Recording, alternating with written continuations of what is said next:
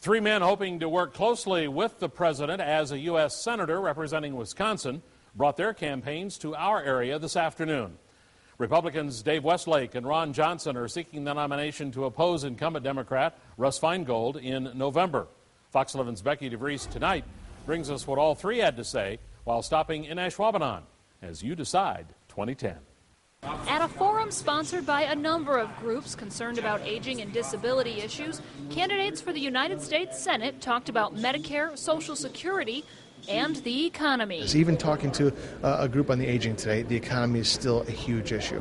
Republican Dave Westlake says the federal government needs to stop spending. He says what is being spent in Washington is taking tax dollars away from people who could use that money to stimulate the local economy. That we got to prioritize what we are allocating our resources for in Washington and make sure that if something is not contributing to the overall well-being of our society, stop spending it. The problem with our deficit is spending. Ron Johnson, another Republican candidate, did not take questions from reporters, but during questions from the audience, he touched on government spending.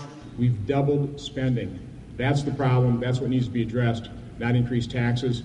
Increased taxes will harm the economy, and it will not produce jobs. I respectfully ask that I'd like to continue to work for them. Incumbent Democratic Senator Russ Feingold says the Recovery Act has helped our country.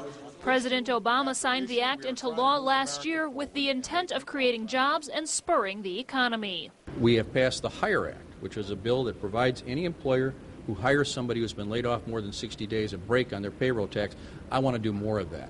Just which candidate will have a say in what the federal government does will be determined in November. In Ashwaubenon, Becky DeVries, Fox 11 News. Of course, the general election is November 2nd, but before that, the Republican candidates will need to be pared down to a single Republican nominee. That will happen in the primary September 14th.